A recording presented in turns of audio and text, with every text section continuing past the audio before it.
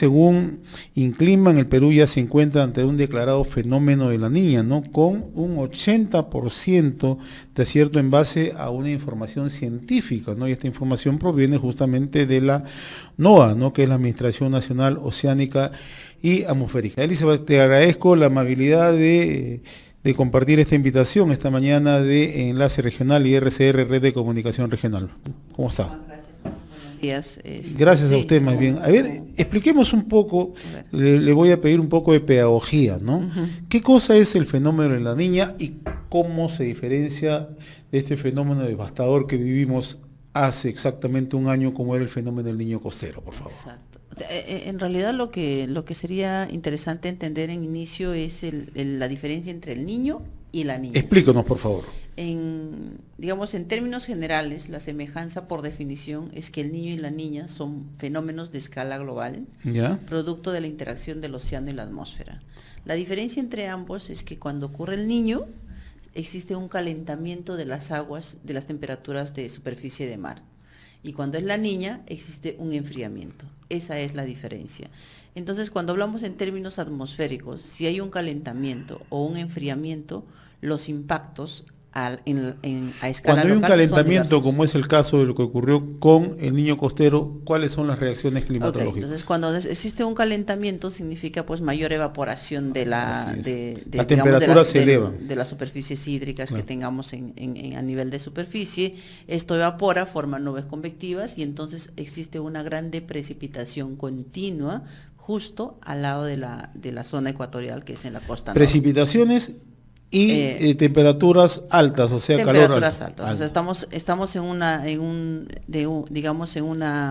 en una situación de calentamiento, temperaturas elevadas, ¿Ya? Mayor evaporación, mayor formación de nubes de manera continua y por lo tanto precipitaciones continuas. ¿Y esta se puede focalizar en determinados lugares o a lo largo de toda la franja? Aquí hay que pensar también en el tema del equilibrio atmosférico. ¿Ya? Entonces, si tenemos este intenso calentamiento en una zona, que es en el norte del Perú, ¿Ya? probablemente en la zona sur nosotros no tengamos ese calentamiento. Sí. Y ¿Ya? es lo que ocurre muchas veces. No tenemos muchas precipitaciones en la zona sur, en la sierra o en la selva. ¿Ya? Y solamente se concentran, porque la atmósfera busca su propio equilibrio. Si me calenté por aquí, entonces al otro lado no debe haber tanta precipitación, y entonces puede estar seco o un poco más frío. Vamos al tema Eso que es nos lo que convoca ocurre. ahora, el fenómeno de la niña. La ¿Cuáles niña son las características y la diferencia que exactamente al contrario. Nosotros no tenemos las temperaturas calientes. ¿Ya? Las temperaturas están más frías de lo esperado, por lo tanto no hay esa formación de nubes en la costa norte. ¿Ya? Pero como está frío, y vamos nuevamente al tema del equilibrio, las otras zonas del Perú deberían estar calentándose y por lo tanto formar más nubosidad y mayor precipitación. Y eso es lo que ocurre. Y de acuerdo al estudio que hace Inclima, recogiendo también información científica, pues mencionaba que ustedes están recogiendo bastante información de la Administración Nacional Oceánica y Atmosférica, NOAA. ¿Qué puntos en el país van a tener, digamos, esas temperaturas donde haya precipitaciones, calentamiento? Como la costa está fría, entonces es. Esperamos que la sierra esté con mayor precipitación y la selva, ¿no? Son las zonas que van a tener mayor precipitación a nivel nacional, pero específicamente hay que resaltar que hay precipitaciones sólidas y líquidas. Las sólidas son aquellas que tienen granizo y pueden hasta generar nieve, y estas van a ocurrir en las zonas altoandinas, alturas mayores de 3.000 metros. Entonces hay un detalle, ¿no? Porque nos están escuchando en todo el país. O sea, lo que ha ocurrido recientemente en algunas zonas como en Puno, en Cusco, donde hay granizada permanente, forma parte de este fenómeno de la niña. Por supuesto, sí, y esto puede intensificarse. Estamos nosotros, de acuerdo a la comunicación y a las evaluaciones que hace NOAA y también lo que evalúa, en fin, en sus monitoreos, esta sería una niña moderada. Por lo tanto, estos eventos de precipitaciones sólidas pueden ocurrir en esas zonas andinas con más probabilidad. Ahora, siempre en la misma línea de que usted nos está brindando, precipitaciones en selva, precipitaciones en zonas altoandinas, ¿no? ¿Con intensidad variada? Ok, en la costa la intensidad son precipitaciones no como las que tuvimos el año pasado de manera continua por semanas, ¿Ya? ¿no? Sino vamos a tener precipitaciones 2 días, van a parar de 5 a 7 días y nuevamente volver 2 días y así. Es una periodicidad que va a ocurrir con estas Y estamos en precipitaciones. condiciones de graficar qué zonas en selva y qué regiones en zonas altoandinas podrían ser las más afectadas. A escala local Ya. no tanto, pero a escala regional sí. Por A ejemplo, ver, Tumbes Tumbes. es una de las regiones que ya debe estar tomando las medidas necesarias ¿Se van a para presentar este lluvias mes en de Tumbes? enero, sí, porque en Tumbes no solamente por el efecto de la niña, sino porque también las lluvias se han intensificado en el Ecuador. Y esas lluvias del Ecuador están muy próximas a Tumbes y por lo tanto va a haber precipitación. Y esas ya están iniciando la próxima semana. Pero eso no ocurriría en Piura, en Lambayeque, en La No, Libertad. no ocurriría. En Lambayeque, La Libertad, Piura, las lluvias son como te mencionaba, ¿no? Periódicas, 2 días de precipitación para unos 5 a 7 días y nuevamente viene la precipitación. Y en las zonas eso. de selva, la ¿se zona puede de tener, selva, digamos, una aproximación? La verdad nosotros hemos visto en nuestros análisis que en la zona de la selva las precipitaciones son continuas y son intensas, ¿no? Altas en general. Y eso está ocurriendo, estamos observando, ayer me mencionaban que en Iquitos estaba lloviendo casi todos los Así días es. y eso es verdad. Y en la zona de la sierra, alturas mayores de 3.000 metros, además de precipitaciones, es probable que ocurra precipitación sólida. Y cuando nosotros hablamos de precipitación sólida, hablamos de nubes altamente convectivas que pueden generar los famosos rayos. Y eso hay que tener cuidado en las zonas andinas. En esta época, por ser de lluvia, la gente lleva a sus ganados a pastar a zonas altas. Entonces, a veces los dejan para el pastizaje. Y este mismo fenómeno se Y eso puede hay que tener presentar cuidado. tanto en zonas altoandinas, estas presencias de descargas eléctricas tanto en zonas altoandinas como en selva. El tipo de formación es diferente, para generar estos granizos. El tipo de nubes son altamente convectivas, el de la selva son solo precipitaciones líquidas. No necesitamos nubes altamente convectivas, son convectivas pero no necesariamente. Acá me están como las de la preguntando selva. redes sociales sobre el tema de las granizadas que se están presentando de manera habitual en Cusco y en Puno. ¿Hasta cuándo se van a prolongar? Si van a ser de manera permanente y más o menos cuál es la proyección en el espacio, en el tiempo. Estamos en una fase en la que ya se ha determinado la niña, entonces esto irá pues hasta el mes de marzo, de hecho con este mismo comportamiento. Pero aquí quería mencionar que hay que hacer un análisis más específico. Y el análisis específico es que no hay que pensar solo en el pronóstico climático, en la escala de meses, sino en un pronóstico de tiempo que es en la escala de días. Entonces, y ahí es que se detectan los eventos extremos. Se pueden anticipar los eventos como estas precipitaciones sólidas o líquidas o intensas con días de anticipación. Y eso hay que promover en el país, ¿no? Entonces hay que desarrollar, y eso a escala local. Y se ha avanzado bastante en eso en el país, ¿no? Bueno, no hemos visto modelos a escala local en el país, pero nosotros desde INCLIMA estamos promoviendo con apoyo de otras entidades desarrollar modelos a escalas de 5 kilómetros de resolución para ver a escala local qué está pasando en cada una de esas regiones de prioridad en el país, ¿no? O sea, ya se está en condición un poco de tener alertas tempranas que permitan una labor de prevención. Estamos apoyando en el desarrollo de esas alertas, porque hay que tener, en el sistema de alerta temprana hay que tener en consideración un desarrollo científico, tecnológico y social. De la parte científica y tecnológica nosotros damos ese soporte para generar, por ejemplo, los modelos numéricos de predicción. Eso estamos haciendo por ahora y ya podemos anticipar con 5 días en algunas zonas la ocurrencia de las precipitaciones altas y convectivas y también granizadas, temperaturas. Ahora, etcétera. aquí también nos plantean otra pregunta, ¿no? Y esto en realidad forma parte de la preocupación de la situación cotidiana del hombre del campo, el hombre dedicado a la agricultura fundamentalmente, ¿no?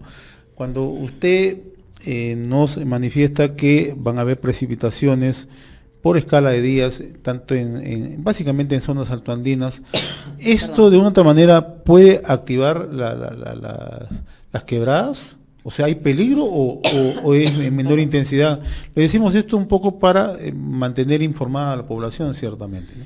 El tema es que En zonas donde son vulnerables, por ejemplo el caso de Cajamarca que hemos tenido en diciembre, con 2 días de precipitación se ha activado una quebrada.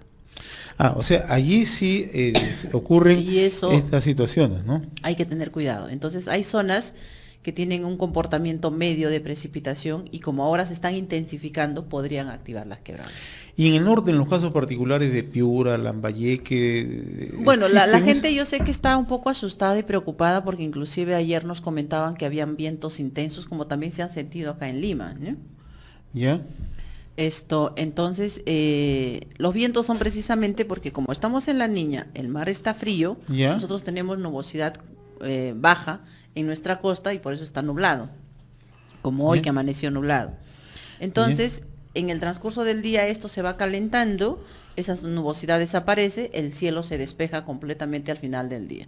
Y como ha habido un cambio de temperatura entre cuando estaba nublado y cuando está despejado, ocurren fuertes vientos. Que el viento es precisamente el producto de calentar y enfriar. Entonces, eso en otros lugares es un indicador de precipitación, pero eso no va a ocurrir en la costa y tampoco en el norte, que ellos pensaban que podría llover porque estaban corriendo vientos y eso no va a ocurrir. Hay que estar tranquilos. ¿Pero se corre el riesgo de sequías? No. No, perdón, no, porque estamos teniendo precipitaciones en la costa, en la sierra. Ahora, la otra pregunta que nos están planteando es, las temperaturas, estamos en pleno verano en zona de costa, ¿no? Así es. Las temperaturas más o menos ¿entre cuánto van a oscilar? La verdad, Inclima no tiene una red de estaciones, ¿no? Pero en las temperaturas más o menos nosotros aproximamos que entre 27 grados, pero lo importante es que vamos a tener cielos cubiertos y tener cuidado cuando esto se despeje con la radiación solar, porque estamos en verano para el hemisferio sur, la radiación solar incide directamente, por lo tanto, mayor incidencia de radiación ultravioleta, y eso sí hay que tener cuidado. Es decir, no vamos a tener las temperaturas altas que sí gozamos en el fenómeno del niño costero, ¿no? Exacto, no, definitivamente no. El tema de la agricultura, a ver, ¿qué medidas se tienen que tomar? A ver, ¿Inclima trabaja estos temas? No, Inclima es una asociación para proporcionar soporte científico y tecnológico a quienes lo soliciten, ¿no? Entonces, si fuera para temas agrícolas, nosotros hacemos estudios específicos para el tema de agricultura. En este caso no han hecho todavía. Nosotros no hemos tenido aún el requerimiento para agricultura, pero en término general puedo decir que, por ejemplo, el caso de la temperatura, en esta niña nos lleva a tener temperaturas mínimas normales, pero en temperaturas máximas de normales a superior. Eso incrementa el rango diurno de la temperatura y eso sí puede ser un problema para los agricultores, dependiendo del cultivo que ellos tengan. Entonces, eso ya es un indicador de que hay que tener cuidado con la temperatura. ¿Y esto podría estar, digamos, con mayor afectación en la zona sur donde hay granizadas? Donde en la zona norte, en la zona sur y bueno, a nivel, en realidad, a lo largo de la costa. Me preguntan lo que podría pasar en Tumbes, ¿no? En Tumbes me dice que como estamos cerca al Ecuador, las lluvias se están registrando en Ecuador.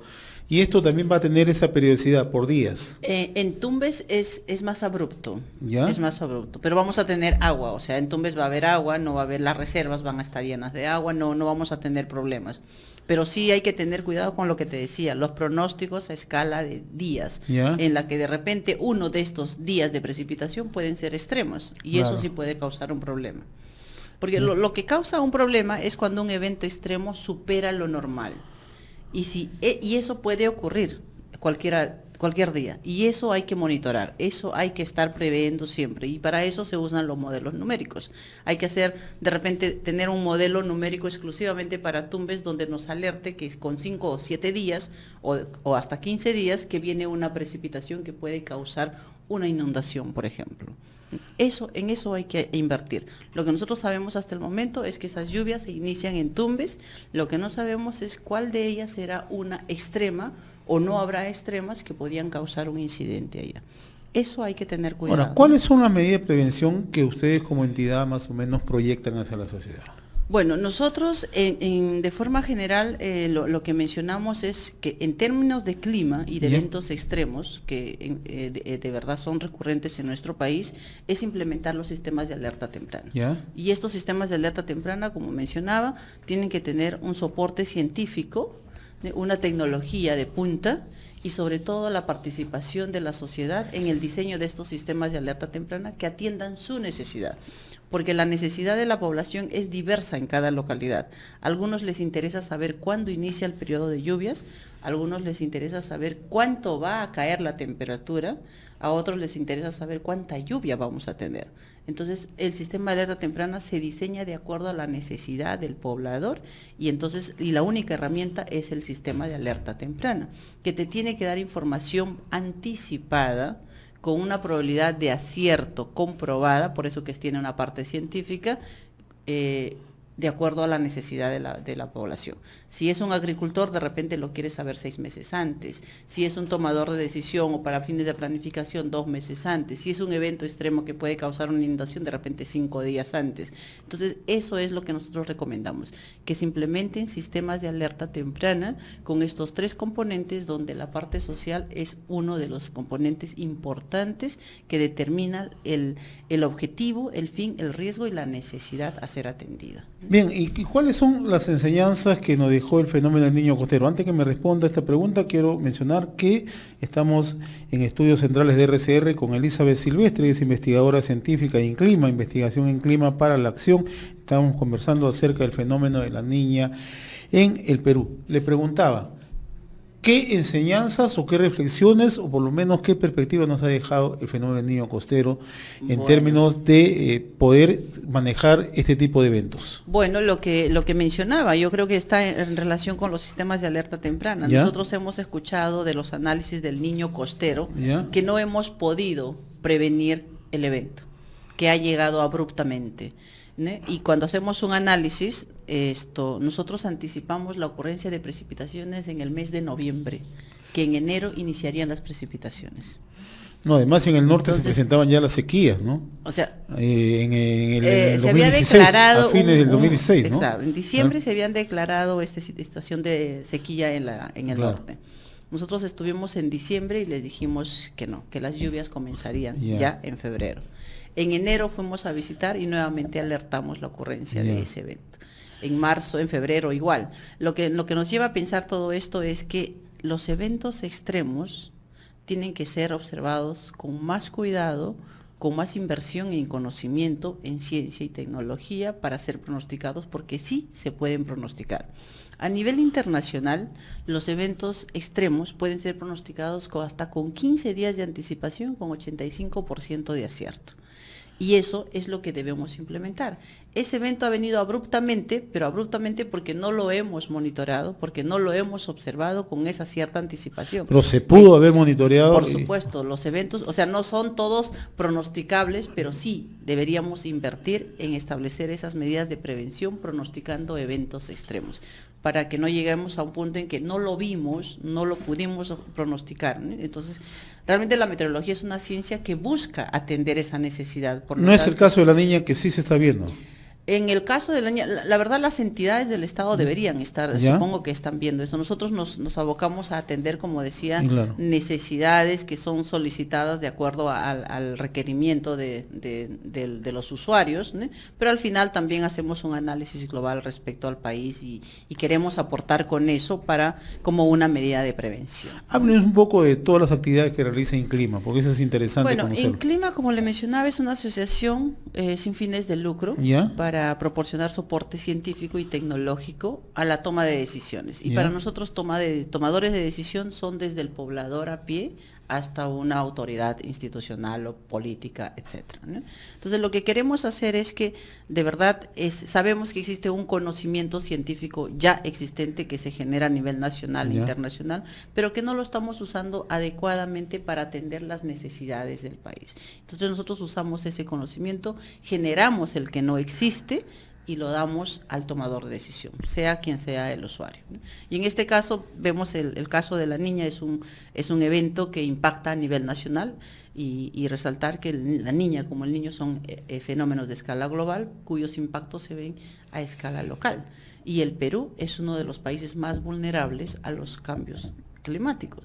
Por lo tanto, esto hay que prestarle más atención. Entonces, INCLIMA lo que hace es dar una mirada general para que las entidades correspondientes, empresarios, etcétera, presten atención en el monitoreo e inviertan en lo necesario para que los eventos que vayan a ocurrir no afecten sus actividades. Cuando usted habla Eso de que hace Perú es uno de los países más vulnerables en la región, ¿qué factores influyen ahí? Bueno, hay 7 factores, como tenemos ciudades importantes en la costa, ¿Ya? tenemos índices digamos, de pobreza bajos, ¿Ya? tenemos una alta diversidad climática, ¿Ya? una alta variabilidad topográfica en el país, diversidad cultural. Todo eso ha analizado Naciones Unidas y nos ha caracterizado como un país vulnerable, y eso es verdad. Y aparte de eso, nosotros tenemos eventos recurrentes climáticos que aún no están siendo monitorados y estudiados adecuadamente. ¿Y qué tanto pesa los efectos del cambio climático en todas estas situaciones? Pues absolutamente todo. Lo que nos corresponde ¿Ya? ahora es determinar cuál es, digamos, determinar cuantitativamente el grado de la influencia del cambio climático en todo esto. Pero en la teoría nosotros sabemos que sí, porque el cambio climático no excluye, el cambio climático está inmerso dentro.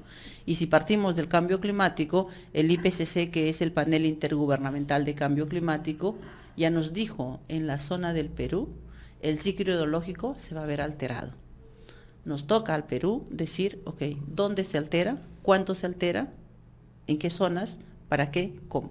Eso nos interesa determinar y eso lo debemos hacer. También nos dice el IPCC que nuestras temperaturas se van a incrementar, pero entonces nos toca determinar ahora dónde se incrementa, en qué localidad, en la sierra, en la costa, en la selva, en qué zona, en qué población, en qué centro, en qué comunidad, ¿no? Y también nos habla mucho del incremento de las plagas y enfermedades. Bueno, hemos tenido algunos indicadores en lo que quedó del niño costero, del incremento de plagas. Pueden incrementarse estas, dice el IPCC, pero ¿cuándo? ¿Dónde? No lo sabemos. Entonces, eso es lo que corresponde hacer al Perú. INCLIMA lo que trata de hacer es decir, mira, este es el estado real, estamos realmente en esto, ahora hay que invertir en definir y tener las respuestas concretas para cada una de las actividades. Bien, Elizabeth Silvestre, yo quiero agradecerle la amabilidad de esta invitación esta mañana a través de RCR. En realidad nos ha ilustrado con toda esta información, con toda esta data que nos ha tenido, y sobre todo, ¿no?, el aspecto de la prevención, que es tan importante, ¿no? Así es. Creo que es fundamental, ¿no? Definitivamente, prevención. Y bueno, como la meteorología, como decía, es una ciencia, y el fin de la meteorología es proporcionar información futura. Por lo tanto, todo lo que hace la meteorología es generar información futura con sustento científico, y es posible hacer eso, y es lo que tenemos que hacer, principalmente en el Perú, donde decía que somos un país vulnerable, ¿no? Estuvo con nosotros Elizabeth Silvestre, investigadora científica en clima, investigación en clima para la acción.